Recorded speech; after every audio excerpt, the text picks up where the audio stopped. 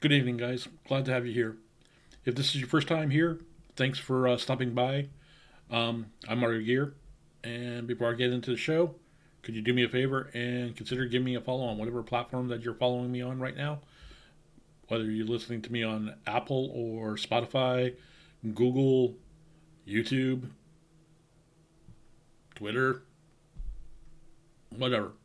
Uh, Trying to build a community here, and yeah, now let's get on to the show. Our first story: Hyundai, Stellantis, Infiniti, Lincoln, Ford, and Chevy dealerships sell in 5 different states. Here's a look at the deals involving import, domestic, and luxury dealerships in Virginia, Texas, Indiana, Iowa, and Oregon. A growing auto retailer expanded again. A Canadian group added a Texas store. A dealership bought stores in 2 states, and 2 dealerships traded hands from one family owned group to another in the fourth quarter of 2022 and the first quarter of 2023. Transactions. Here are a look at deals involving import, domestic, and luxury dealerships in Virginia, Texas, Indiana, Iowa, and Oregon. One transaction involved a retailer ranked on Automotive News' top 150 dealership group lists. Stafford Brown added Hyundai store. Stafford Brown Automotive Group in December, 1 month after closing what was likely the industry's largest acquisition in 2022, as tracked by Automotive News and counted by the number of franchise stores trading hands, purchased a Hyundai dealership in Virginia. Stafford Brown Automotive bought Fairfax Hyundai on December 12th from Sam Mansouri, according to John Hyland, a managing director of DCG Acquisitions, a David Canton Group company, who brokered the transaction. The store was renamed Stafford Brown Hyundai Fairfax. Mansouri on March 4th sold Fairfax Kia, also in Virginia, to Alserman Automotive Group after diverse divesting both his dealership. Mansouri plans to pursue other non-specific opportunities, but could possibly return to auto retailing, according to Highland. Stafford Automotive on November 7th acquired 16 stores, including 14 franchised dealerships in Maryland and Virginia, from Brown Automotive. The Brown Automotive executive team joined the Stafford Automotive team, and the group was renamed Stafford Brown Automotive. Stafford Automotive on August 1st sold 3 dealerships representing Ford, Kia, as well as Chrysler, Dodge, Jeep, and Ram brands to Pohanka Automotive Group. Stafford Automotive ranks number 104 on the Automotive News list of top 150 dealerships groups based in the U.S., retailing 9,847 new vehicles in 2021. Brown Automotive retailed 11,770 new vehicles in 2021, according to real estate services firm Cushman and Wakefield, which represented Brown Automotive in the November deal. Together, new vehicle sales of Brown and Stafford combined would have ranked the entity in the top 50 of Automotive News list.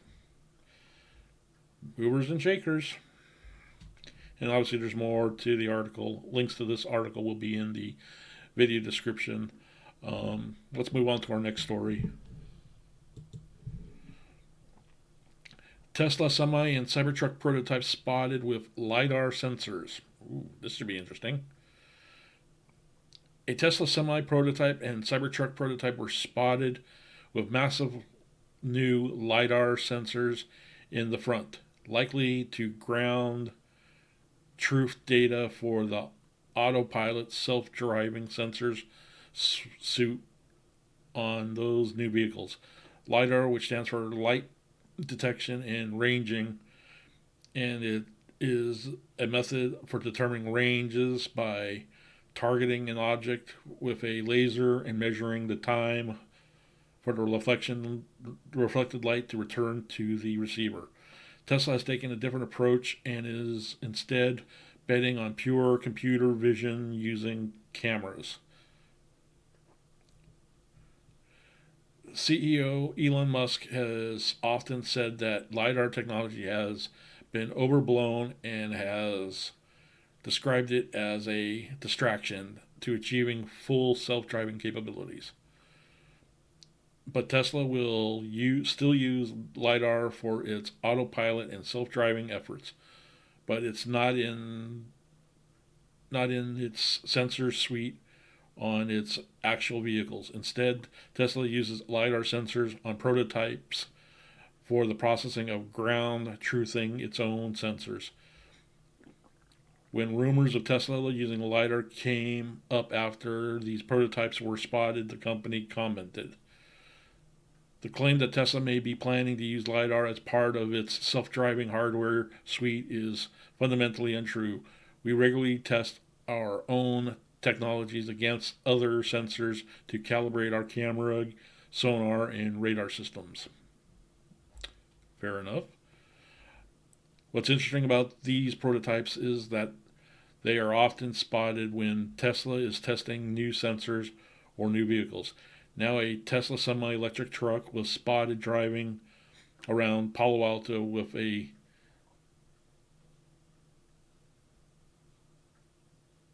Exomat X solid state lidar. Okay, whatever. And there's links that'll be to these Twitter feeds with the pictures. But for copyright purposes, I'll just have links to the articles in the show descriptions. Back to the article. When Tesla unveiled the production version of the Tesla Semi and stated deliveries in December, we noted that Tesla did not say a word about the electric truck being equipped with autopilot or self-driving technology like all of Tesla's other vehicles, but the production vehicle is equipped with autopilot cameras.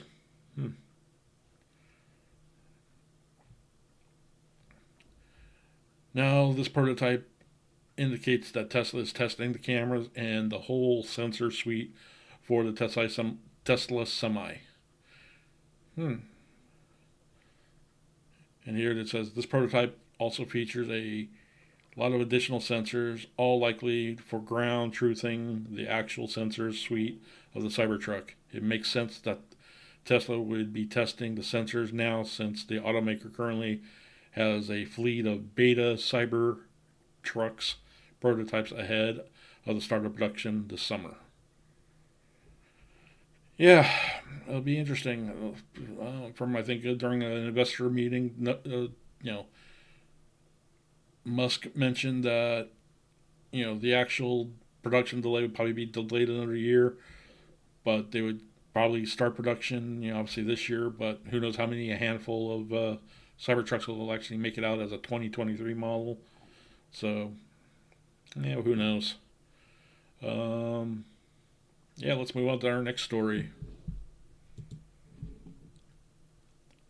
Famous Volkswagen GTI meet at Worthersee Lake abolished.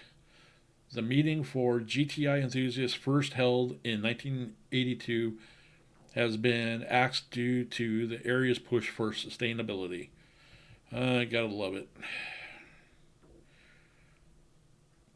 The annual Volkswagen GTI meet at Worthersee Lake in Australia has been abolished as the brat of Maria Worth wants to protect the climate and local ecosystem. Okay. Held every year, but now since 2019 because of COVID. The meet was first organized in 1982 as a mecca for fans of GTI, Volkswagen's performance moniker, which first appeared on the Volkswagen Golf in 1972. The meeting was officially sponsored by Volkswagen from 2006 onward. The German firm has previously showcased new models and concepts such as the Volkswagen T-Roc R, the Golf GTI, and the record-breaking ID R prototype race car at the event. It has long been rumored that Volkswagen would showcase the long-awaited ID2 GTI electric car concept at this year's event. Volkswagen would also sponsor student-built GTI cars, including a Bentley W12-powered Mark VI GTI Golf. This enormous increase in participants over the years has shown the limits of possibilities, growth, resilience of our community and the entire Worthersee region, said the event's organizers. The efforts of climate change, the responsibility of political decision makers for the preservation of the ecosystem, and the need to align actions at all levels according to the principles of sustainability makes it necessary to place the future design under new premises. Yeah, that's a mouthful. The organizers also said the positive public perception of the event had dwindled, leading to increasing criticism and decreasing acceptance. The 4-day event featured just 100 participants in its founding years, but grew to attract 200,000 in its peak years. So it's bringing in tourist dollars, participant dollars, restaurant goers, bar patrons, hotel, motel stays, and yet you don't want that. Okay. Let's keep going. Despite the cancellation of the meeting in 2022, some 5,000 vehicles were driven to the area for an unofficial event, which led to Australia police issuing 3,700 reports and seizing more than 500 license plates, according to the German newspaper Spiegel. It's not clear if the event has been permanently axed, but municipalities of Maria Worth said the area wouldn't host any major automotive events in the next few years in a bid to boost levels of sustainability in the area. Okay. We would be happy to continue examining suggestions and ideas for events in our community in the future, but we will weigh up the extent to which they match our ideas of social and economical compatibility and meeting high sustainability standards, said Marcus Perdacker, mayor of Maria Worth. With this in mind, we are and will continue to be in dialogue with the mobility industry, which, like us as a community, must take into account the far-reaching change in the direction of ecology and sustainability. Yeah.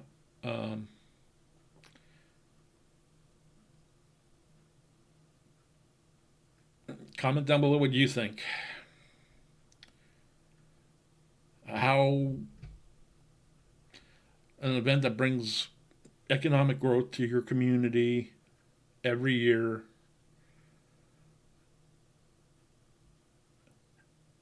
what exactly is being harmed. It's not like they're,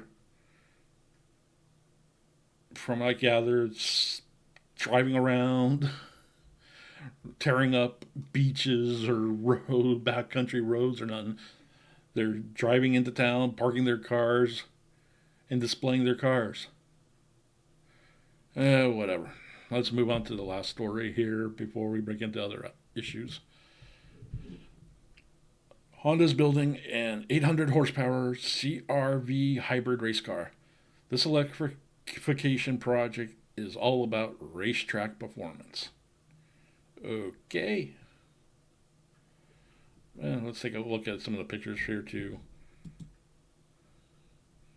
A lot of carbon fiber. Some interesting side skirts and winglets. Big wings. Whoa. Funny car hatch. Okay, engine. Yeah.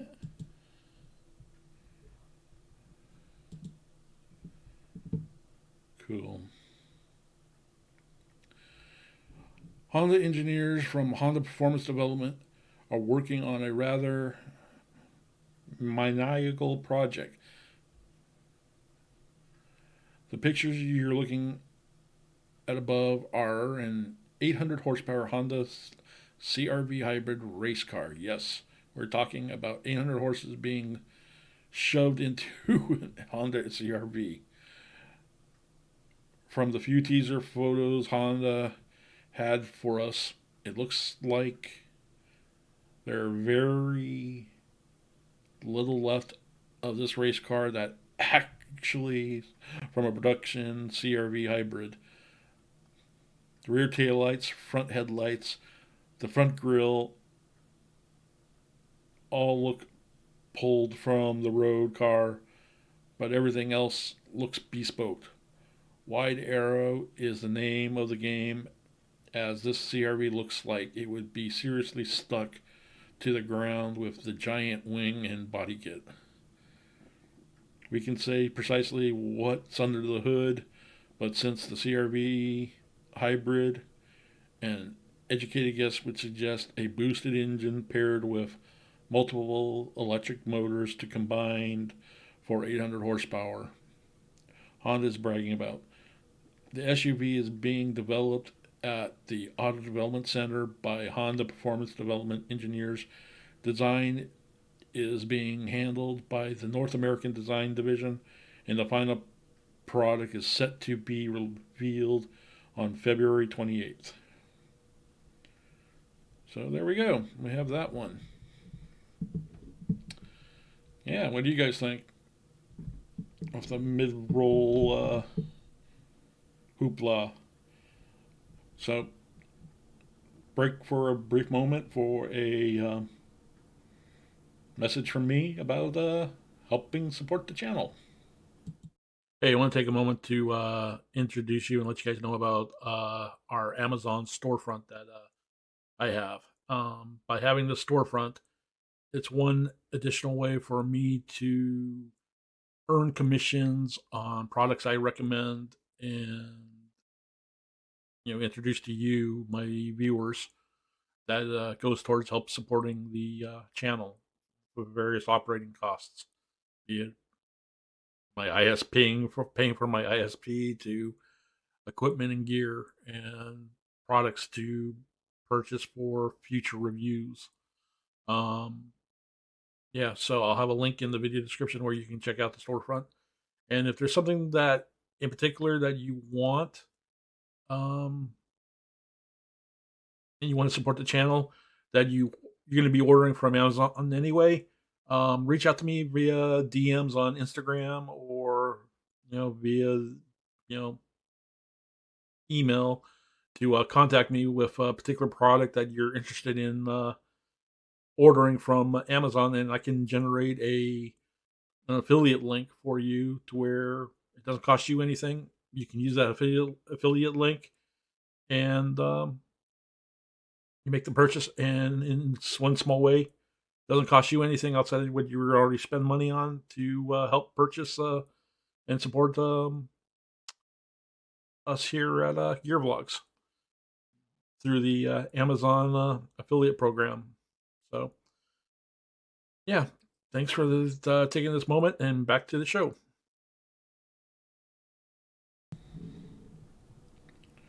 Alrighty, our first story up comes from VinWiki.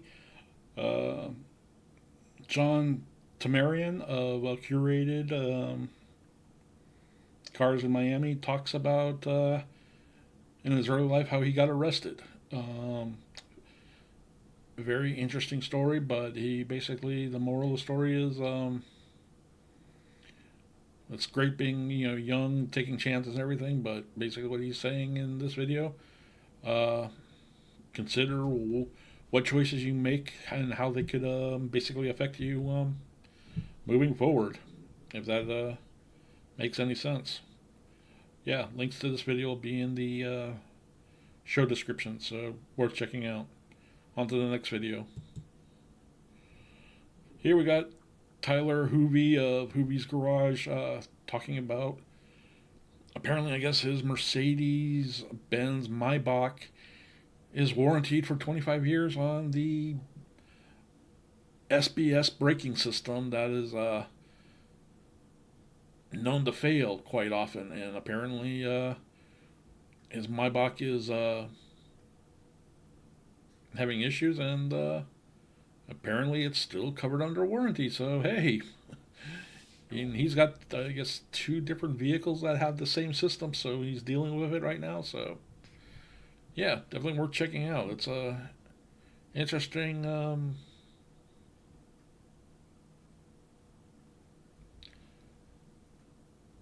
story. So yeah, let's go on to our next story. Here, this one's from CarWow.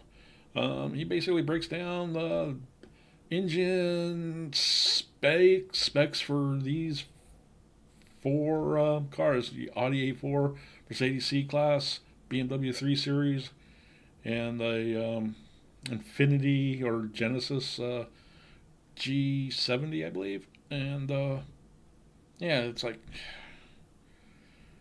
in all honesty, I found a little bit of a snooze fest. I'm sorry. All of the prices were basically, quote, being referenced were obviously European specs, dollar specs. They were basically all referring to them as, we here in the States would call them sedans. There they call them saloon cars. But link to the video if you want to check out and see, trunk space, interior design, or how reviews. Still worth checking out if you're interested. But yeah, let's move on to the next story. Here we got a short here from Damon from DDE talking about, I guess, a few years back he was doing kind of, I guess you could say, stunt work in a Jake Paul video, and talks about the aftermath and whatnot. So it's like, yeah, check it out. You decide. Here, supercar speeder Rob talks about him basically, not just one, but 2 of his different cars, basically on his C8 Corvette and on his Ferrari, potholes of damaged, basically rims on his cars. And for a web developer out there, he talks about great opportunity for you guys to create a app to go after your local municipalities who are in charge of these road conditions to try to get reimbursed or claim reimbursement for the damages for their lack of repairs. So yeah, definitely worth checking out on that video. And on to the next one. Here we got from Autovlog. He basically gives a good walk around test review of the Ford Maverick pickup truck. Wasn't sure what I was expecting when I saw this, but he's got me convinced now to actually look at it. This particular vehicle that he tested, I guess he claimed was getting, or Ford claims it gets about 40 miles per gallon, which is unheard of for and this particular one is a 2.5 liter hybrid, gas hybrid motor setup, and then I guess you can go up to a, or no, 2.5 liter is the bigger motor, I think, or whatnot, or something like that. There's 2, I guess, power level options. One's the hybrid, but I don't know if the bigger motor option is hybrid or not. But this particular one is a hybrid, whatnot. Yeah, it definitely makes me want to consider looking into it, but as he also pointed out, that Ford has shut down the order banks for this, so you can't even order them anymore because I guess apparently they're that popular and whatnot. And also because since on this particular hybrid one, it's a front wheel drive, which is unusual because I could have sworn Ford possibly could have done like an all-wheel drive version of this with they have the electrification of all-wheel drive vehicles. I think they could have done something, but who knows? Maybe upcoming year model if Ford may decide to offer something like that in the upcoming model years, um, whatnot. So yeah, there we go. We have that.